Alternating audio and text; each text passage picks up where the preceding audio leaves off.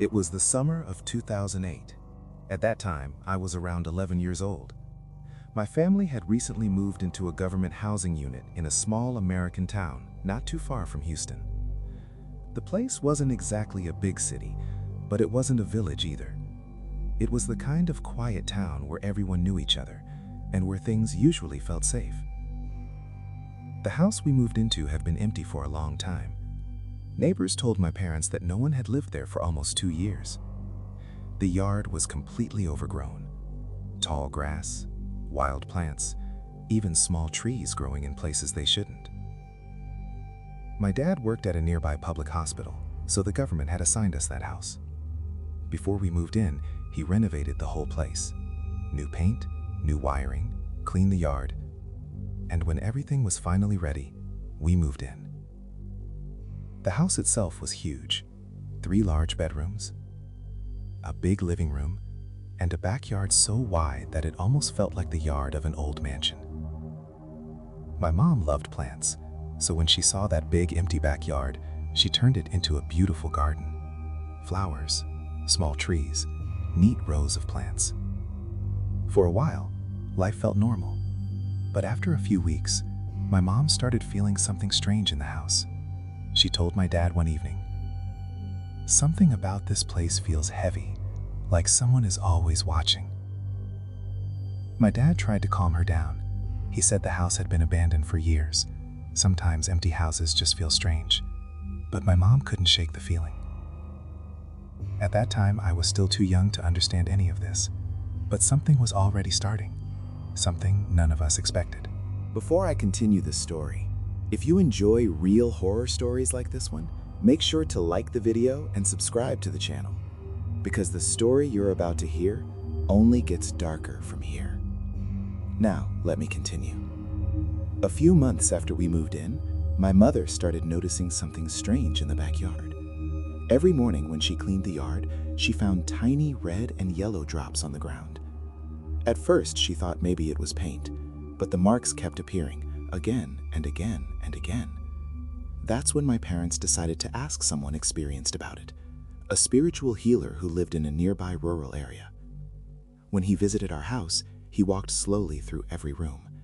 Then he stopped in the backyard, and he said something that made my mother freeze. This house was empty for years, but it wasn't empty. He said something else was living there. Not just one.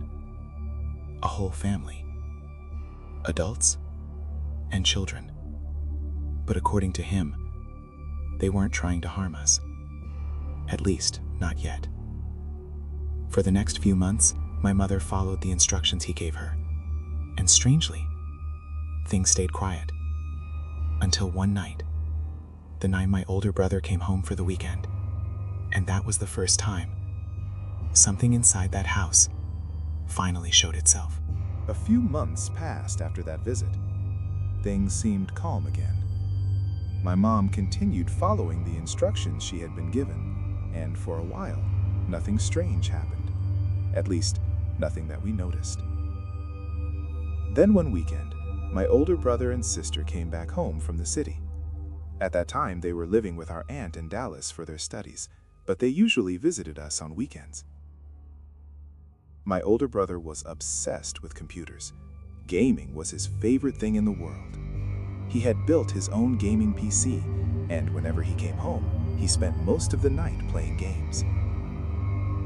That night, we were both in the same room. The computer screen was glowing in the dark.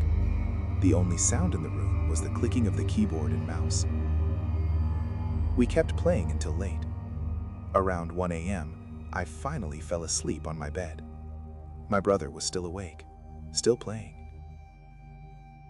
But something happened around 3 a.m. that I will never forget for the rest of my life.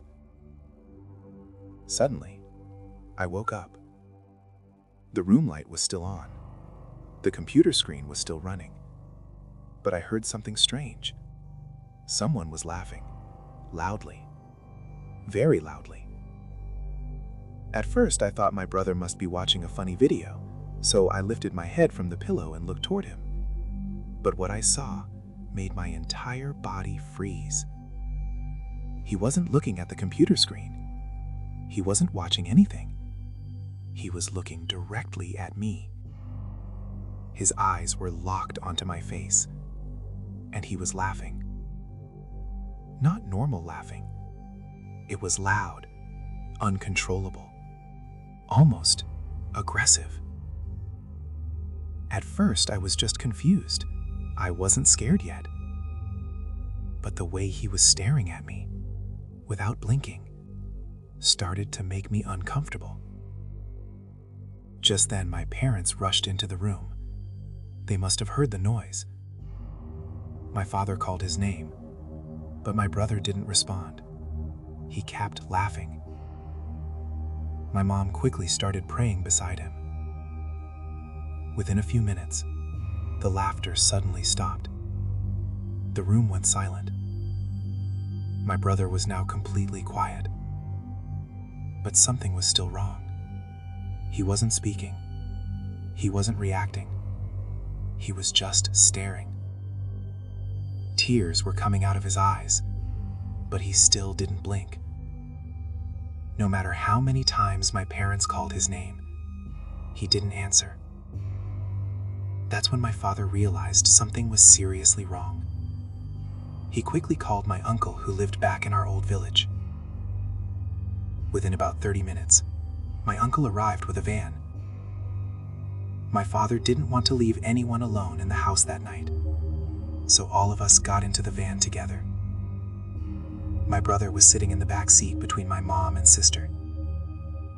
My mom had covered him with a blanket while continuing to pray. But during the entire drive, my brother kept staring at me.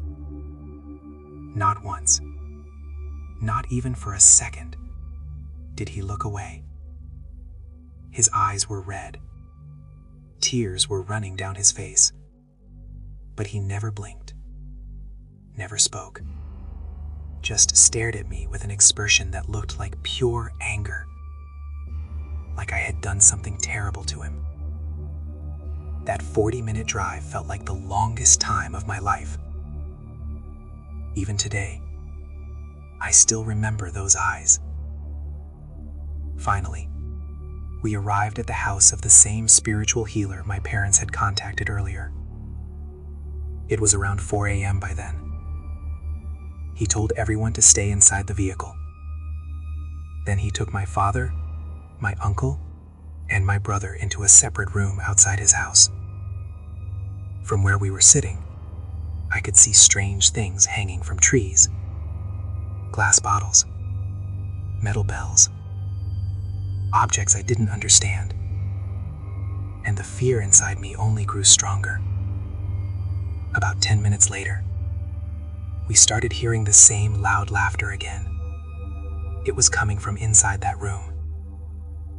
But this time, it was even louder. So loud that it felt like the whole village could hear it. My younger sister started crying uncontrollably. My mother kept trying to calm her down. None of us knew what was happening inside. After some time, the laughter suddenly stopped. Everything became quiet again. A few minutes later, the door opened. My uncle came out carrying my brother wrapped in a blanket. My father stayed behind speaking with the healer. By then, the sun had started to rise. The fear slowly began to fade. Soon, my father returned to the vehicle. He told my mom everything was under control, but he said we would talk about it later. When we got back home, my brother was completely normal again. He even asked for breakfast. And after eating, he went to sleep. For the next few days, he had a fever. But after that, he recovered completely. The strangest part, he didn't remember anything. Not the laughing, not the staring, not the night we took him to the healer. Nothing at all. But what the healer told my parents later was something that changed the way we looked at that house forever. Because according to him, my brother had unknowingly disturbed something living in that room. And whatever it was had finally decided to show itself. But the worst part of the story had not even happened yet.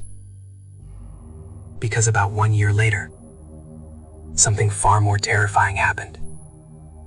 Something that happened to me, alone, inside that house. About a year passed after that night. Life slowly returned to normal.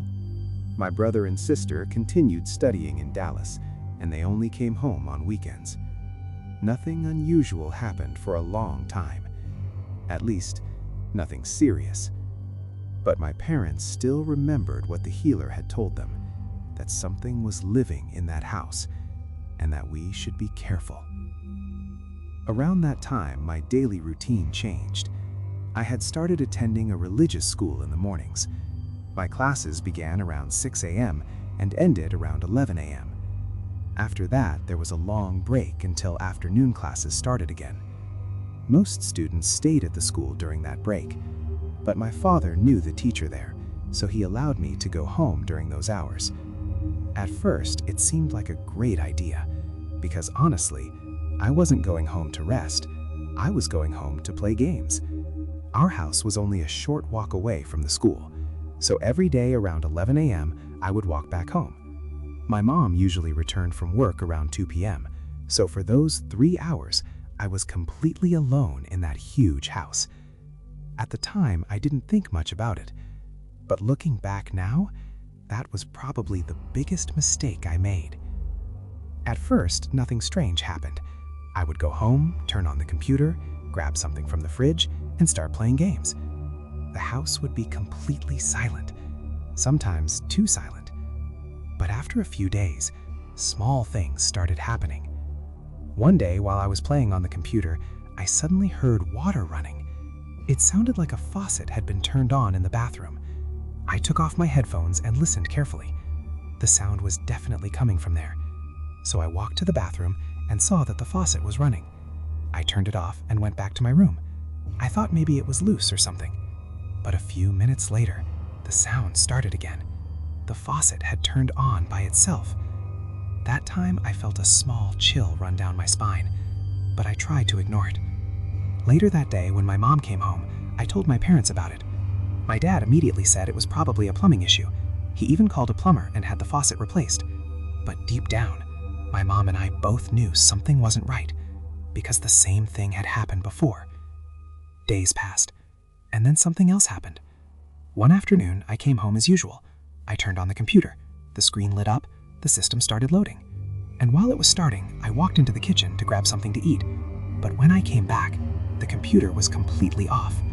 Not just shut down, the power supply switch itself was turned off, and I knew for a fact that I hadn't touched it. At that moment, a strange feeling hit me, like something was watching me. I didn't even try to turn it back on. Instead, I quickly left the house and went straight back to school. That day, I arrived at school completely pale. My teacher noticed immediately. He asked me what had happened. I told him most of the strange things that had been happening at home, but I didn't tell him the real reason I was going home during the break. I didn't tell him it was because of games. After hearing everything, he called my father to the school. They spoke for a long time, and after that day, my father made a strict rule. I was no longer allowed to go home alone during the break. I would only go home in the evening after my mother had returned. At the time, I didn't like that rule, but later, I realized it might have saved my life, because the most terrifying day of my childhood happened months later, on a day when I decided to break that rule and go home alone. It was the middle of summer. One afternoon, our teacher had to leave early for a meeting, so the class was dismissed early. I was sitting with one of my friends when I suddenly got an idea. I told him about my computer and gaming setup at home. He immediately agreed to come with me. So after many months, I went home during the break again, but this time I wasn't alone. And strangely, nothing happened that day. We played games, watched videos, ate snacks. Everything was completely normal. That made me feel confident again. Maybe all those strange things had just been coincidences. Maybe the house was normal after all. So the next day, without telling anyone, I went home alone again. And that was the day everything changed.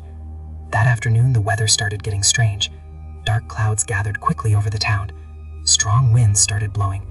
The sky turned a deep red and black color, the kind of storm people in Texas know very well. Dust storms there can turn the entire sky dark in minutes, but I ignored it and continued playing on the computer. Soon the wind became stronger. Doors started shaking. Trees outside bent violently in the storm. I decided to walk around the house and check if any windows were open. I checked my parents' room. Everything was closed. Then I checked the room where my brother's incident had happened years ago. The window there was also closed. Nothing looked unusual. But just as I was leaving that room, I suddenly felt something strange. Not fear exactly, just a strong feeling that someone was standing near me, watching me. The feeling was so real that goosebumps covered my arms. I quickly walked back to my room and closed my window. Then I sat back down at the computer. A few minutes later, the electricity went out. That wasn't unusual during storms. Our house had a UPS backup system that automatically turned on when the power went out. But this time, it didn't start. The room stayed completely dark. My heart started beating faster. I grabbed my old Nokia 3310 and turned on the flashlight.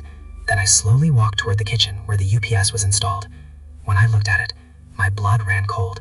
The UPS switch was turned off, and I clearly remembered turning it on earlier. I stood there frozen, trying to convince myself there had to be a logical explanation. But deep down, I knew something wasn't right. Something inside that house was awake again, and this time, it was focused on me. I stood in the kitchen for a few seconds, staring at the UPS switch. My heart was pounding so loudly that it felt like I could hear it echoing through the empty house. Slowly, I reached out and turned the switch back on. The backup power returned. Lights flickered for a moment. I tried to convince myself that maybe my mom had turned the switch off earlier before leaving for work. That explanation helped a little. But outside, the storm was getting worse. The wind was roaring. Rain was hitting the windows so hard that it sounded like stones. I walked back to my room, but this time I didn't sit down to play games. I was too nervous. Instead, I stood near the window and kept looking outside, hoping to see my mother entering the yard. But the storm was so strong that visibility was almost zero. Minutes passed slowly. Then suddenly, the power went out again. Complete darkness. My body froze, because this time, the UPS should have turned on automatically, but it didn't. My hands started shaking. I quickly turned on the flashlight on my phone. Then I slowly walked back toward the kitchen again. Every step felt heavier than the last. When I reached the UPS, my stomach dropped. The switch was off again. I had turned it on just minutes earlier, and no one else was in the house. At that moment, the truth finally hit me. I wasn't alone. Something else was there with me. I turned the UPS back on and rushed to my room. This time I locked the door behind me. I stood by the window, whispering prayers under my breath. Outside, the storm was still raging. The wind was so strong that tree branches were snapping. Thunder shook the sky, but something else started to reach my ears. Faint sounds, very faint. At first, I thought it was the wind, but then I realized they sounded like children playing, soft giggling, running footsteps, coming from somewhere inside the house. My blood ran cold, because I had heard those sounds before, years earlier, when strange things had first started happening, and now they were back. The room was still dark. My phone battery was running low, so I remembered something. Near the window, my mother kept a small box of matches and a candle for emergencies. I grabbed them quickly. My hands were shaking so much that it took me 3 tries to light the match. Finally, the candle lit up. A small warm glow filled the room. For a moment, I felt slightly safer. Then I tried calling my father, but he didn't answer. The storm must have made the signal weak. I stood there near the window, waiting, watching the empty backyard through the rain. But something inside me kept whispering the same warning. Don't look behind you, because behind me was the hallway, and at the end of that hallway was the same room where my brother's incident had happened years earlier. And deep down, I felt something standing there, watching me. I forced myself not to turn around. I kept staring outside the window, but slowly, curiosity started creeping into my mind. What if I just looked for 1 second, just one quick glance? My eyes moved slightly to the side, toward the hallway door, and that's when I saw them. Not clearly, just shapes. 4 dark shadows standing in the doorway, 3 tall figures, and 1 small one. The small one looked like it was holding the hand of one of the taller figures. They weren't moving, just standing there, watching me. The room suddenly felt colder, and a strange smell filled the air, a smell like raw meat. My My legs felt weak, tears started forming in my eyes, but somehow I remembered something I had heard elders say many times: never stare at them. If you look directly at them, they can harm you. So I forced my eyes away from the doorway. I kept whispering prayers. My teeth were chattering from fear, and the children's giggling slowly grew louder. Suddenly, the candle went out. Just like that. No wind, no reason. Darkness swallowed the room again. For a few seconds, I couldn't even breathe. I quickly lit another match, but before the flame reached the candle, something happened. From my left side, very close to my ear, someone blew on the match. The flame died instantly, and I felt warm breath brush against my cheek. I heard it clearly. Someone was standing right beside me, breathing. The smell was stronger now, rotten, heavy. My entire body went numb, but somehow I didn't turn my head, because I knew if I looked, I might never forget what I saw, and I might never escape that house. That's when instinct took over. Without thinking, I ran. I threw open the door leading to the backyard and sprinted outside into the storm. Rain soaked me instantly. The wind almost knocked me down. Instead of running toward the main gate, I ran toward the wall. It was about 7 feet high, but fear gave me strength I didn't know I had. I jumped, grabbed the top, pulled myself up, and dropped down on the other side. I twisted my ankle badly when I landed, but I kept running. I ran through the rain until I finally saw 2 of our workers arriving on a motorcycle. They grabbed me and rushed me to my father's office. I was shaking uncontrollably, crying, barely able to speak. When my father heard what had happened, he immediately drove back to the house with the workers, and when we arrived there, we saw something that made even the adults fall silent. All the doors were open, windows wide open, curtains torn down, mud and strange smells throughout the house, even though I had closed everything before. After that day, the healer and my grandfather both came to the house again. They confirmed something chilling. The spirits in that house had never actually left. They had only stayed quiet. That room and the tree my mother had cut down had belonged to them, especially their children, and according to them, they never wanted to hurt me. They only wanted to scare me away, because I kept entering the house alone and disturbing their space. Soon after that, my parents moved us away from that house, and even today, I have never gone back inside it again.